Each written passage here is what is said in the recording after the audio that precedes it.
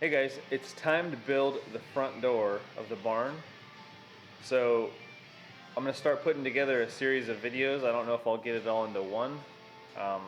And I've never done this before, but we're gonna build a big Sapele front door. Sapele is like a African mahogany, really stable wood for building doors.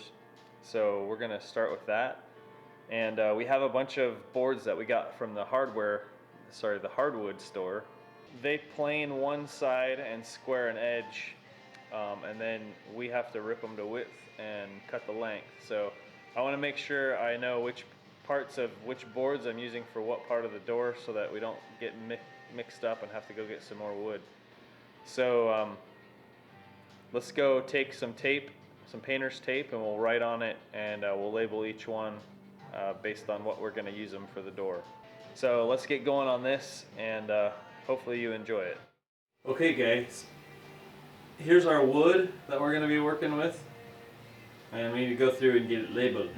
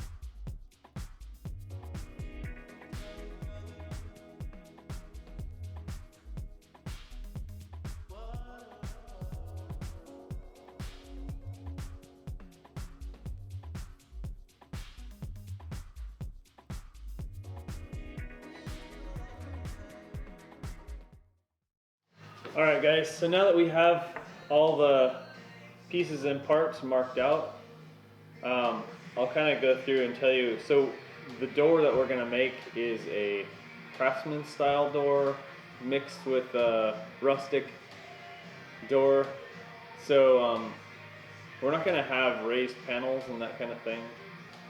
You will be able to see the individual boards because we're going to put an edge on each one of them. But basically what we're going to do is we're going to build the stiles, and we're going to have 3 rails. So the stiles are the vertical section of the door, so the 2 ends.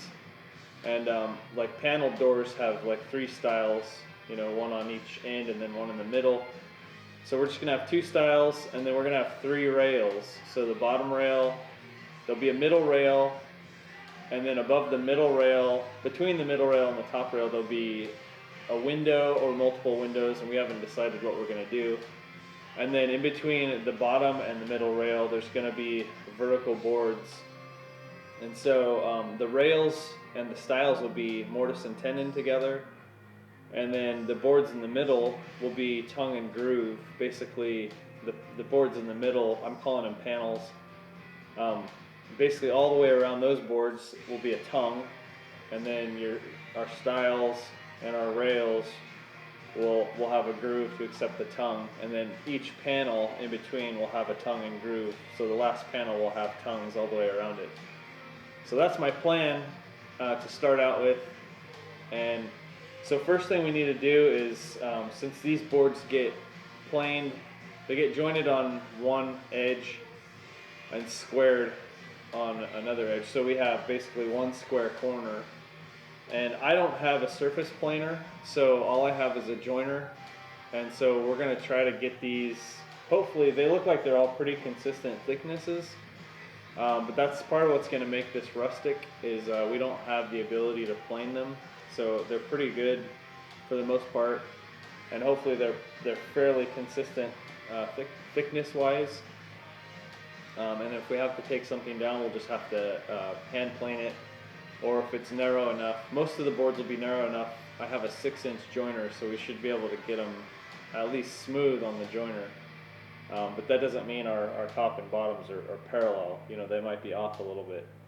So the first thing we have to do is get our pieces ripped to width.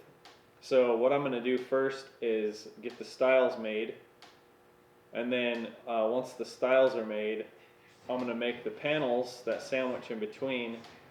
And I know what that dimension is, I know what I want that dimension to be, but when I get them all put together with all the tongues and grooves, I want to make sure my rail dimensions before I actually cut my rails. So this is going to be a 4-foot wide door. So if I am off by a little, if I'm a little bit too small or a little bit too big, then I can adjust when I make my rails. I can cut them to the specific length. And then as far as where the rails go, the top and the bottom are obviously fixed locations, but the middle rail, again, we can vary that based on where it ends up after we get the panels made. So we'll go ahead and start ripping on this, and hopefully it turns out, and hopefully you guys enjoy it.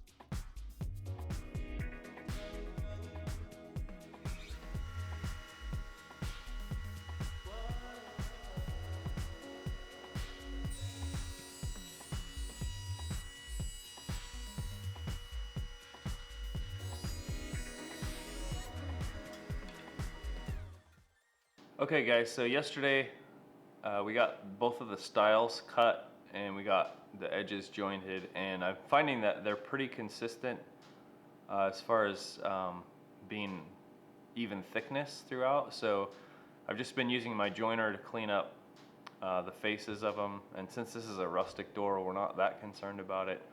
The most critical place will be around the perimeter, so the stiles and rails on the top and bottom should be as consistent as possible thickness wise, because that's where it's going to seal up against the weather stripping. So we can adjust a little bit with an uneven thickness, just making one side all the way even.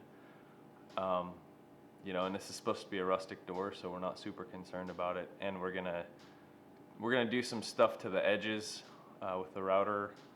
So we'll kind of see how it goes. Not everything's planned out that far, but so today we're going to be working on the panels and the rails. So let's get going.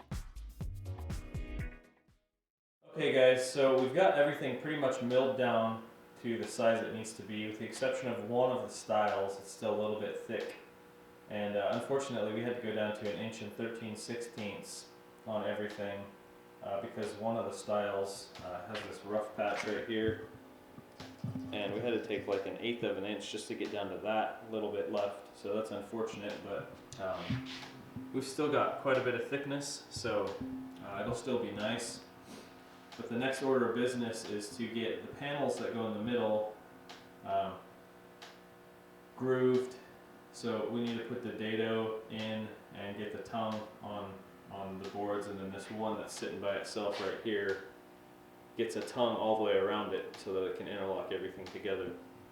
And so if I didn't show it before, here is the plan. So you can see the black lines there. That's basically what the door is going to look like, and we haven't decided whether to put a grid in the windows. Right now I just showed as one big window, but we might end up putting a grid in there. So that's the next thing we got to do, is get tongues and grooves going and dados, and then we got to do the mortise and tenon, and it'll be a floating tenon, which I'll show you a little bit later, and that'll be to connect the stiles to the rails. So that's where we're at today, so let's get going. So one thing that I forgot to mention, guys, is since we don't have a surface planer, when I do all of the dados and basically the tongue and grooves and the tenons and all that kind of stuff, I'm going to try to do it all off of one face of the board. That way, at least the exterior side of the door, which is the side that will seal up against the weather stripping, will have, you know, a fairly even plane for the seal to meet up against. If the back is a little bit uneven where the boards join, that's okay. So that's one thing. The other thing is these panels that I did are not planed down to the right thickness. I forgot, because my joiner is only a 6 1/8 inch joiner, and right now, until I get the tongues and grooves cut on these boards, the boards are too wide. And so once I get the tongues cut, then I can go back through and surface plane.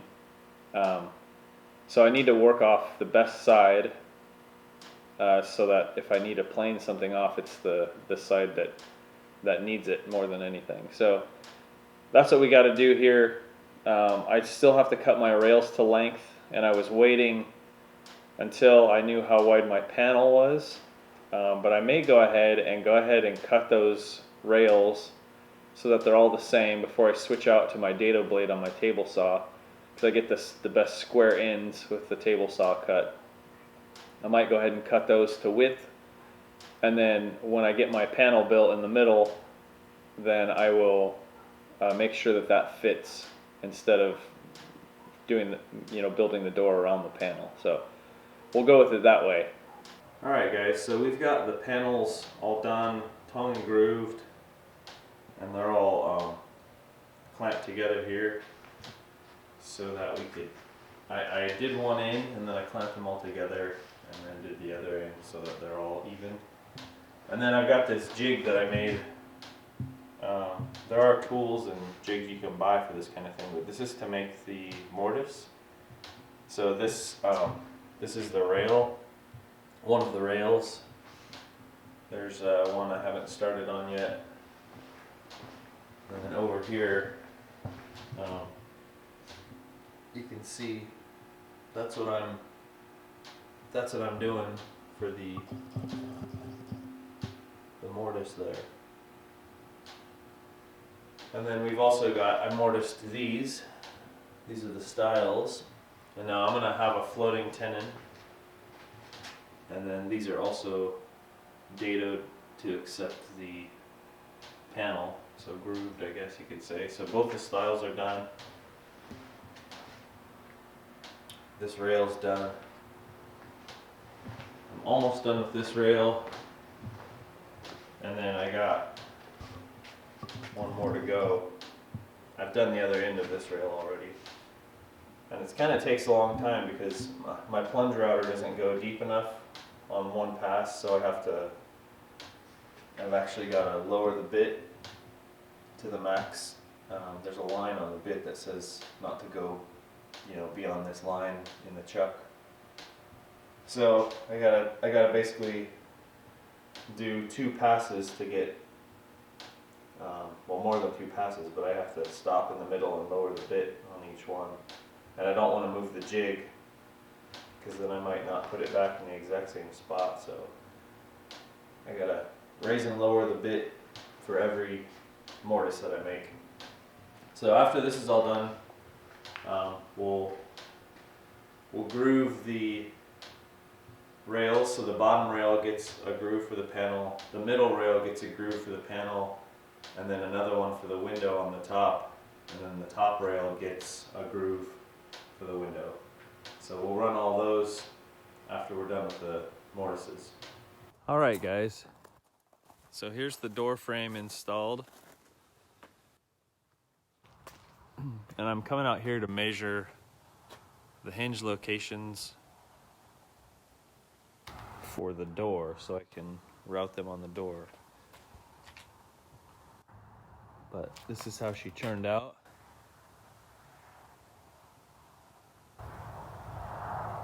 Looking pretty good. And we've got that weather stripping in here. That's just the standard weather stripping.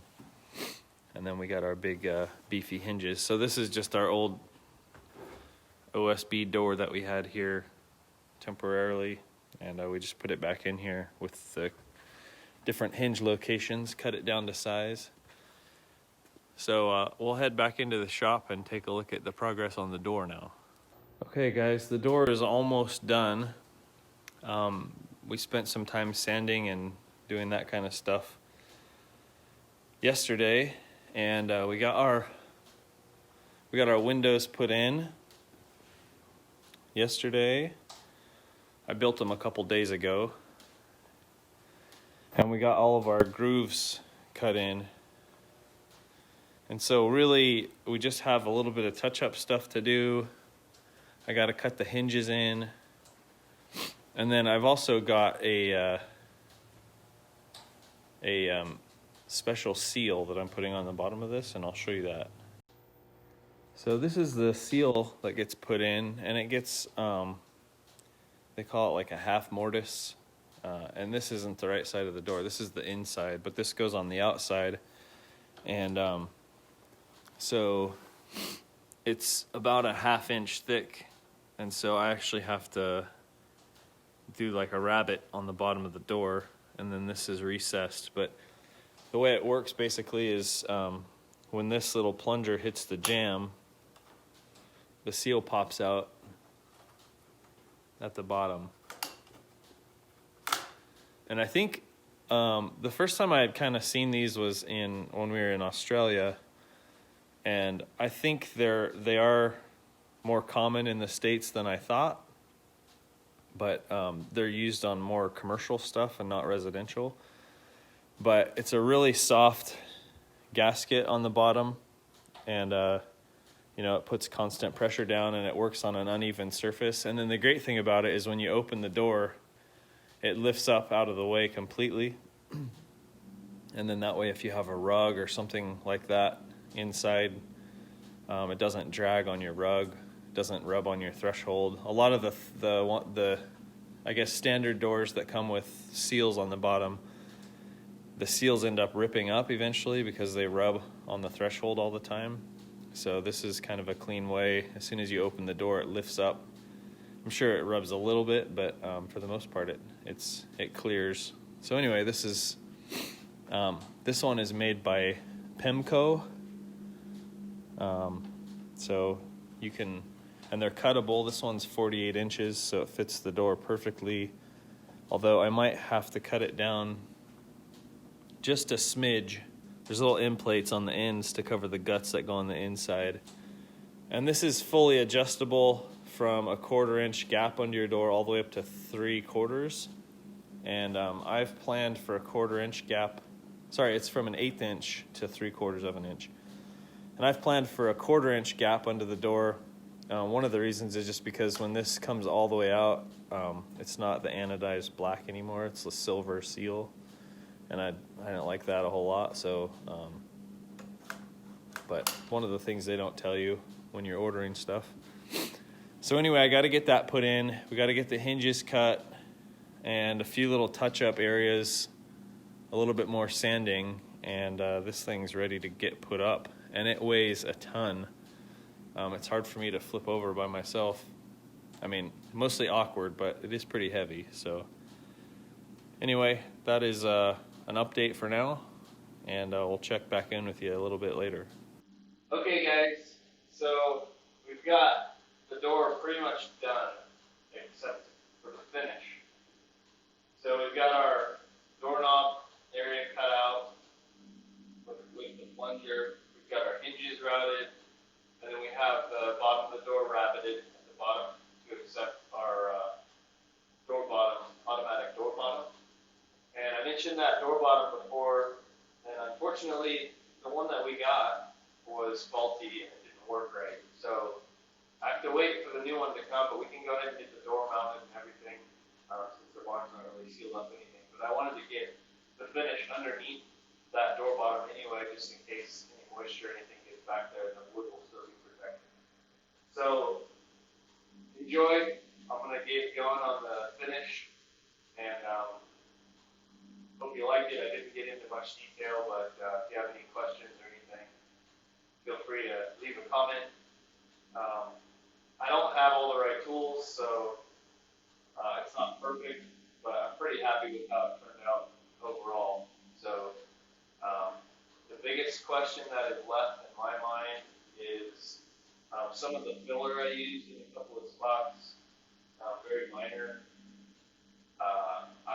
I did some tests on some scrap pieces, and it looks like it'll take the oil fine and the color will blend, but that's the other big question, I guess. So not really a big question, but anyway, every step I do on this, once I get to this point, like cutting the hinges or the doorknob, I feel like I'm gonna mess up, so I'm always nervous about doing it. But so far everything's turned out great. I have made a bunch of snafus, but luckily it's nothing I haven't been able to recover from. So yeah, enjoy the finishing process, and then we'll give you an update once we get her mounted up.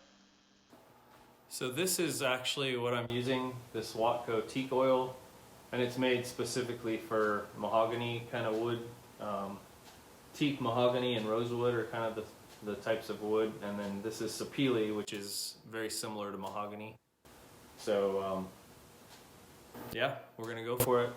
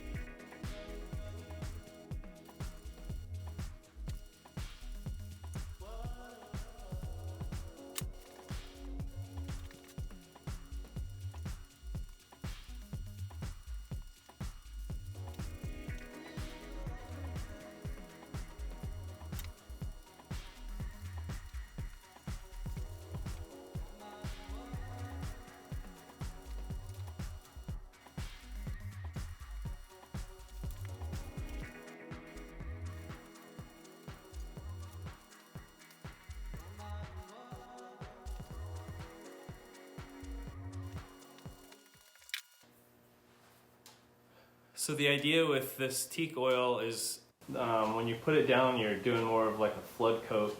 So you put it down heavy, and brush strokes don't really matter, and you let the oil soak into the wood, and then you come back in a half hour and retreat it and let it soak in again, and then at the end you wipe off all the excess, and then that's what you've got.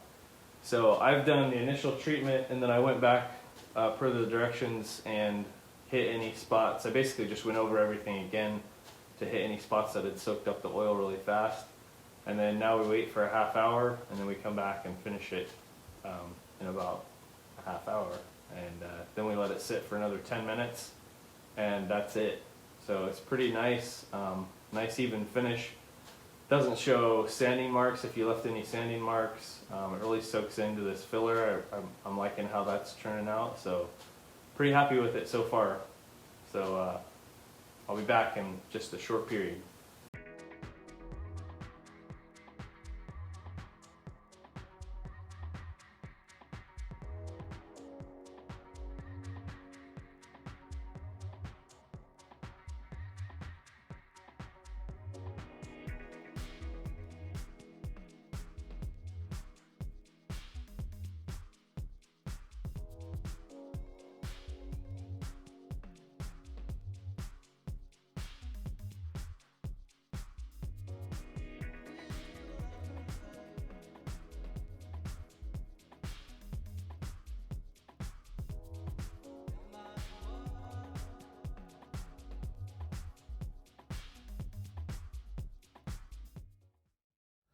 Hey guys, so here we are with the finished door installed, and I just wanted to stand in front of it at first and give you guys an idea of the actual size of this door.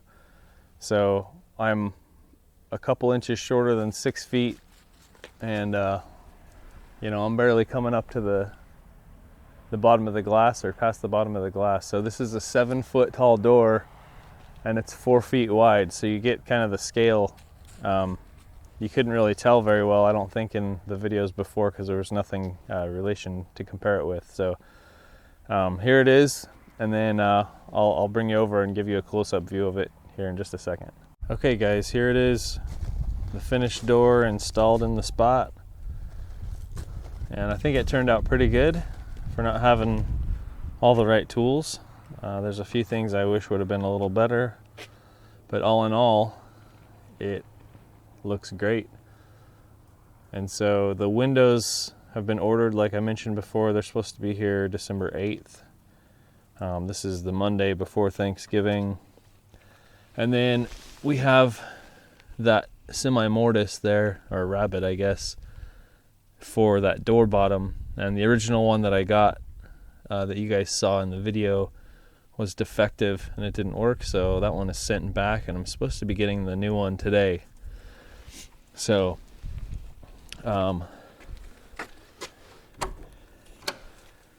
it works really good. Pretty happy with the heavy duty hinges that we got.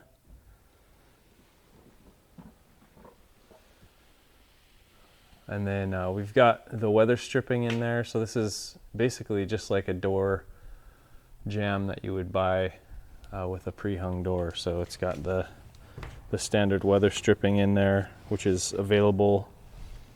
You know, if it gets worn out or something, we can pull it out and put in new stuff. And then I haven't actually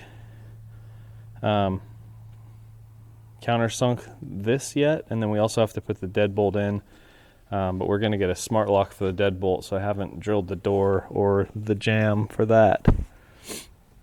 And then on the inside, if you can see this, I basically just put brad nails, 2 along the bottom of each panel, just to hold those in temporarily, and 2 along the top. And then I just bent them in so that they would hold the sheet in. And those will break out, or they'll break off. And then I think the glass will cover those. Mostly. If it doesn't, then they'll be covered by the I forget what they're called, the little pieces of wood that hold the glass in. So but so far pretty impressed with it.